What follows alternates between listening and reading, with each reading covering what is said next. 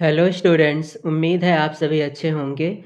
आज हम आपके लिए एक बहुत ही महत्वपूर्ण क्लास करने वाले हैं। आज की क्लास में हम कंप्यूटर के महत्वपूर्ण बहुविकल्पीय प्रश्नों को हल करेंगे जो कि पिछले साल की परीक्षाओं में पूछे गए हैं। तो आइए स्टार्ट करते हैं क्वेश्चन नंबर 1 से। MS पावर पॉइंट कैसा प्रोग्राम है? MS पावर पॉइंट एक एप्लीकेशन प्रोग्राम है और हमें बताना है कि इसका कार्य क्या है।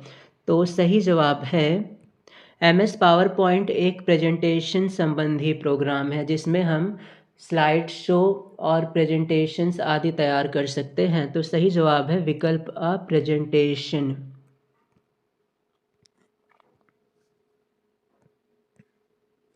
डाटा सुरक्षा में मुख्य रूप से किसकी आवश्यकता होती है? मदरबोर्ड, कीबोर्ड, स्क्रीन या फिर हार्ड डिस्क? डाटा सुरक्षा में मुख्य रूप से हार्ड डिस्क की आवश्यकता होती है क्योंकि डाटा हार्ड डिस्क में स्टोर किया जाता है, हार्ड डिस्क में संग्रहित करके रखा जाता है। इसलिए सही जवाब है विकल्प द। ऑनलाइन संसार के क्षेत्र में धोखे किए जाते हैं। हैकिंग से संबंधित, क्रैकिंग से संबंधित, लुभावनी ऑफरों से संबंधित या फिर इनमें से सभी। तो इन सभी तरीकों से हैकिंग करके, क्रैकिंग करके, लुभावने ऑफर देकर ऑनलाइन संसार में धोखे किए जाते हैं और सबको चीट करते हैं। तो सही जवाब है विकल्प द, उपर्युक्त सभी। ये सभी मेथड सही हैं। शैक्षणिक संस्थानों के लिए निर्धारित किया गया DNS है। DNS होता है डोमेन नेम सिस्टम। तो शैक्षणिक संस्थानों के लिए EDU डोमेन नेम सिस्टम उपयोग किया जाता है क्योंकि EDU का फुल फॉर्म है एजुकेशन, जो कि शिक्षा से संबंधित है। तो शिक्षा के लिए .edu उपयोग करते हैं। एक्सेल का मुख्य कार्य क्या है? एक्सेल का मुख्य कार्य है डाटा को सेव करना, डाटा को टेबल के रूप में सुरक्षित करना। तो यहाँ पर दोनों ही विकल्प सही हैं, इसलिए सही जवाब है विकल्प सा, आ और ब दोनों।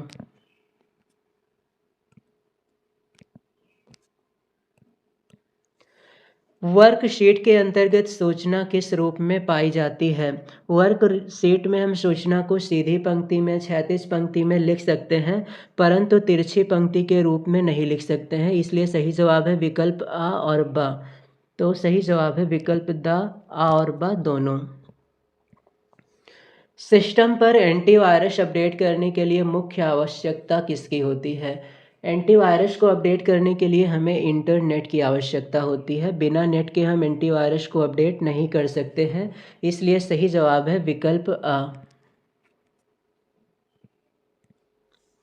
कंप्यूटर स्क्रीन के बैकग्राउंड को किस नाम से जाना जाता है? विंडो, फ्रेम, डेस्कटॉप या फिर एप्लीकेशन? तो सही जवाब है डेस्कटॉप। कंप्यूटर स्क्रीन के बैकग्राउंड को हम डेस्कटॉप कहते हैं। वेब ब्राउज़र करता है, हेल्प मेनू को खोलता है, वेब पेज को खोलता है, तस्वीर बनाता है या फिर सभी? तो वेब ब्राउज़र का काम होता है वेब पेज को खोलना। तो सही जवाब है विकल्प ब, वेब पेज को खोलना। एनालॉग और डिजिटल कंप्यूटर का सम्मिलित रूप है। एनालॉग और डिजिटल कंप्यूटर को एक साथ हाइब्रिड कंप्यूटर के नाम से जाना जाता है।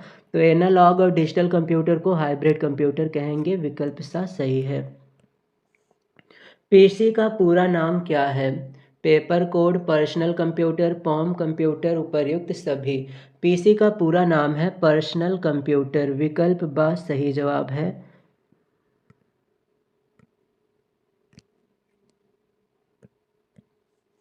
चार्ल्स बैबेज के प्रथम मैकेनिकल कंप्यूटर को क्या कहा जाता है? पॉम, टॉप, प्रोसेसर, कैलकुलेटर या इनमें से कोई नहीं? चार्ल्स बैबेज के प्रथम मैकेनिकल कंप्यूटर को कैलकुलेटर कहा जाता है। सही जवाब है विकल्प सा, कैलकुलेटर।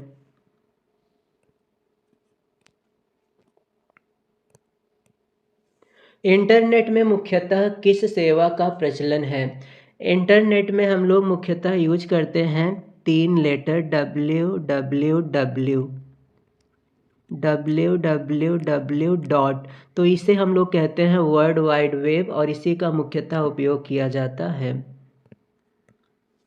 माइक्रोसॉफ्ट ऑफिस की मुख्य विशेषता है, इसमें विस्तारता का गुण है, यह अत्यंत सरल है, यह सरकारी विभागों में प्रयोग होता है। तो इसमें से तीनों विकल्प ही सही हैं। माइक्रोसॉफ्ट ऑफिस को हम बहुत अधिक विस्तार प्रदान कर सकते हैं, ये बहुत सरल होता है और हर एक विभाग में इसका उपयोग किया जाता है। तो सही जवाब है विकल्प द, उपर्युक्त सभी। कंप्यूटर की मुख्य विशेषताएं हैं शुद्धता, गति, स्मरण या फिर सभी। तो इनमें से सभी कंप्यूटर की विशेषताएं हैं।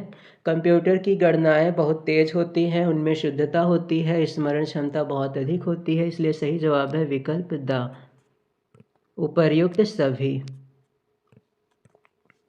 ईमेल से जुड़ी फाइल जो ईमेल प्राप्त करने वाले को भेजी जाती है क्या कहलाती है? ईमेल से जुड़ी फाइल जो ईमेल प्राप्त करने वाले को भेजी जाती है उसे हम अटैचमेंट कहते हैं। ईमेल के साथ जो कुछ भी हम भेज देते हैं वह फाइल अटैचमेंट कही जाती है। तो सही जवाब है विकल्प सा, अटैचमेंट। विंडोज़ माइक्रोसॉफ्ट है। विंडोज़ माइक्रोसॉफ्ट ग्राफिक पर आधारित एक ऑपरेटिंग सिस्टम है। तो यह ग्राफिक पर आधारित ऑपरेटिंग सिस्टम है और ग्राफिकल यूजर इंटरफेस पर भी आधारित है, इसलिए विकल्प आ और ब दोनों सही हैं। तो सही जवाब होगा विकल्प सा, उपर्युक्त दोनों। कैलकुलेटर की स्मृति है। कैलकुलेटर एक ऐसा डिवाइस होता है जिसका उपयोग हम गणनाओं के लिए करते हैं। इसकी स्मृति बहुत ही सीमित होती है और इसमें आंतरिक स्मृति होती है, हम बाहर से कोई स्मृति नहीं लगा सकते हैं। तो सही जवाब है विकल्प सा, सीमित आंतरिक स्मृति। कंप्यूटर का वर्गीकरण आधारित है विकास पर, क्रियाकलाप पर, सॉफ्टवेयर पर या फिर सभी। तो सही जवाब है उपर्युक्त सभी। कंप्यूटर का वर्गीकरण इन सभी पर आधारित है, विकास पर, क्रियाकलाप पर, सॉफ्टवेयर पर। हाइपरलिंक प्रोग्राम होता है। हाइपरलिंक एक ऐसा प्रोग्राम होता है जो भी किसी भी वेब पेज में दिया जाता है, इसकी सहायता से हम दूसरे पेज को ओपन कर सकते हैं। तो यह एक पेज को दूसरे पेज से जोड़ता है। जैसे हम किसी भी वेब पेज को खोलते हैं तो उसमें और भी कई विकल्प मिलते हैं, क्लिक हियर या कोई दूसरे नाम से बटन मिलता है, जिस पर हम क्लिक करते हैं तो हम दूसरे पेज पर पहुंच जाते हैं, उसे हाइपरलिंक कहा जाता है। यह एक पेज को दूसरे पेज से जोड़ देता है। तो सही जवाब है विकल्प द। उम्मीद है आपको अच्छे से समझ में आया होगा। अगले क्लास में हम एक अन्य महत्वपूर्ण टॉपिक के साथ फिर से मिलेंगे। तब तक अच्छे से तैयारी करें क्योंकि परीक्षाएं बहुत जल्द प्रारंभ होने वाली हैं।